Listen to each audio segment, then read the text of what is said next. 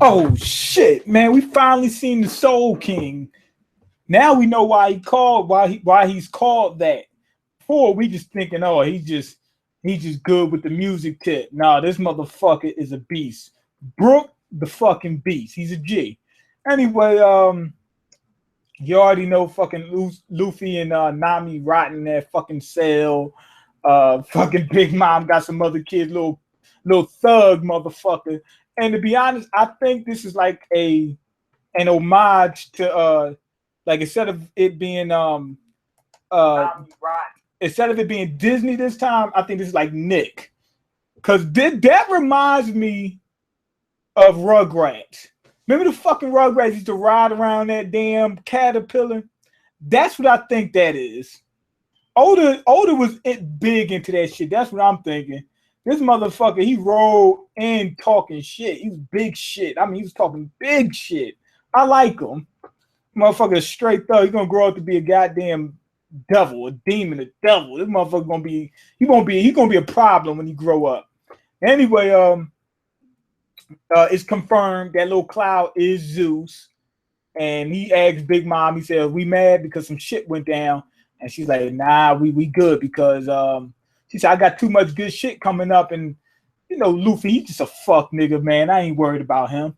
You know what I mean? Like she knows he can't fuck with Big Mom. She knows it, so that's not bothering her.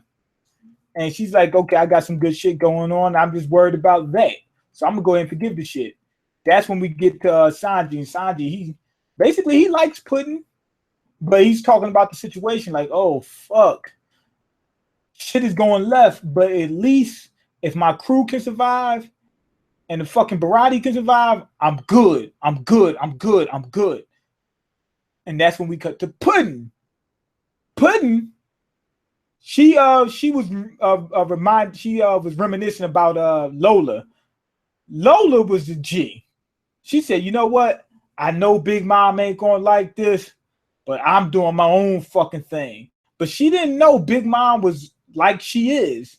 She said, I don't think Big Mom's gonna kill me or anything like that. I am her daughter. She didn't know. You fucked it up for the family. Well, fuck you. That's how Big Mom felt. Like, you fucked it up for the family. Fuck you. She's no longer her daughter. She didn't know that was going to happen. So I'm thinking they showed that to show that Puddin was influenced by that too. She feels like, hey, you got to live your own life. Big Mom is part of the family, but I got to live my fucking life. I got to marry who I want to marry. I got to talk about things the way I see it. But what song that come from? Damn, what I got to. Oh, that's what it's from. It's from a Biggie song. Which one it was? Kicking the Door in the beginning. Now, anyway, we cut to Pedro. Pedro is nice. He's cutting through motherfucking shields and shit like that, carving motherfuckers up, motherfuckers dropping left and right. I couldn't believe he threw a fucking bomb on. He had a pipe bomb on him. He pulled out his ass.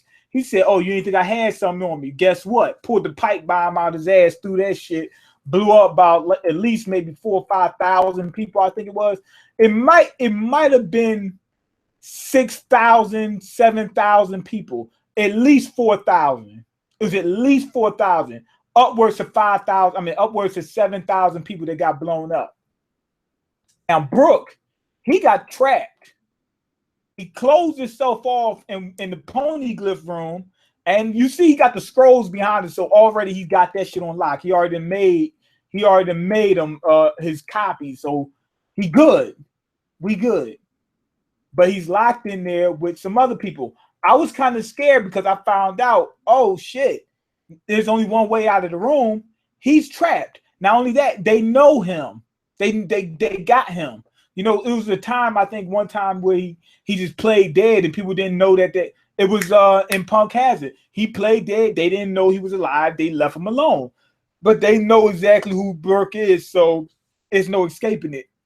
And of course, with him being the only, like literally, I think he's literally the one and only walking skeleton.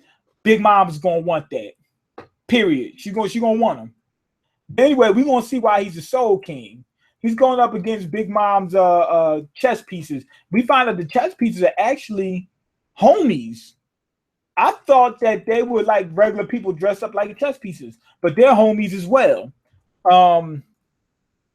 And Brooke, he gets ready and he pulls out his soul and he drops these motherfuckers. He knew that they were souls implanted inside those pieces. And he pulled out his soul and he said, I'm gonna show you why they call me the Soul King. He dropped the motherfuckers. I'm thinking that Brooke might actually have the necessary devil fruit that can deal with Big Mom's devil fruit. You know how some people have like counters to their devil fruit, such as like Inaru and Luffy, Magellan, and Mr. 3. You just happen to have a good matchup for the devil fruit. You just happen to have a good matchup. I think Brooke got it. Brooke, he can control his soul the same way Big Mom can control souls. And his probably stronger. In terms of controlling souls. It might be. I'm not sure. He was able to drop the motherfuckers without the VV card, none of that shit. He dropped these motherfuckers. So there you have it. Brooke is a beast. And that's when we cut to Pudding. She wants to talk to Luffy and Nami, and she asks her brother if he could help out. They put a bookmark in there to help her get into the book, where Luffy and Nami's being held captive. I wonder if the bookmark allows you to have certain powers within that book. Like that's how the book works. You got to have a bookmark to get out. Those pins keep you stuck in there, whatever. I'm not exactly sure. Maybe a pin might be the strongest fucking thing in there. I don't know. But anyway, she goes in there. She tells them about the situation about, oh, Sanji proposed to me and shit like that. I was happy about it. But there's a big but. She says she won't be marrying Sanji. Why? Because that's not what they really want. This is a shotgun wedding. And she tells Luffy and Nami something. And Luffy is like, and Nami, they both looking like, what the fuck? And Pudding walks off. She says goodbye, right? And she's crying.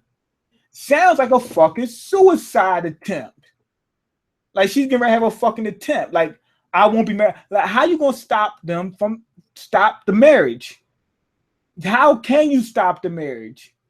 You understand what I'm saying? You understand me? Think about it. She's seen what happened with Lola. You understand? So where's she gonna go on the run? But if she's gonna go on the run, why would Luffy and Nami panic like that? You understand me? Sanji ain't planning on killing himself. Puddin might be planning on knocking himself off. Nice surprise ending. I like this chapter. I like what they did with Brooke. I'm going to give this chapter 4.5 because I like the way they developed Brooke. And Puddin, we find out she really with the squad. Puddin, that's the squad right there. She ain't no motherfucking rat. You know what I mean? She was down with the Straw Hats from day one. You know what I mean? No new friends. She was down with them since day one. But yeah, this was a good chapter. But it wasn't a lot to talk about, really. It was just a surprise with Puddin and surprise from Brooke. I wonder what we're going to see from Brooke later on. See how his powers develop. Because all we've seen is just his soul come out right now and it just wreck some damn other souls. So I wonder what other things he could do other than use ice and shit like that. That's what we already know. Okay. So, this arc just became trash. How? Too early to say it's trash. Why is it? That's how they're going to save Sanji, by having her commit suicide. She's not going to commit suicide. How many times we seen One Piece characters not die? Like, is she going to save Sanji? Well, how is that making it trash? I don't get that. Like, what's the big deal? I'm mad as fuck right now. Committing suicide just makes it 10 times more dangerous, doesn't it? Doesn't really save Sanji. What you mean? It stops the wedding. That's what she's trying to do, stop the wedding. Okay, it became trash because Puddin is sacrificing her life. And Okay, base guy Brooke will come through in the clutch. Got a feeling. Me too. I got a feeling too. This is One Piece. I highly doubt there would be a present suicide. That's what I said earlier. Okay, maybe I'm jumping the gun. Something good could come out of this. Big Mom going to kill someone. Hopefully. Okay, in flashback, yes, it's possible. Yeah, we seen that happen in flash. Well, we seen somebody do it without flashback, dude bit his tongue or whatever. But that doesn't happen too often, especially not with main characters. Now, anyway, go ahead and leave your comments, like the video, and subscribe because I can't eat. I'm broke, nigga. I'm broke, and you got the power to change that. Check the links in the description box.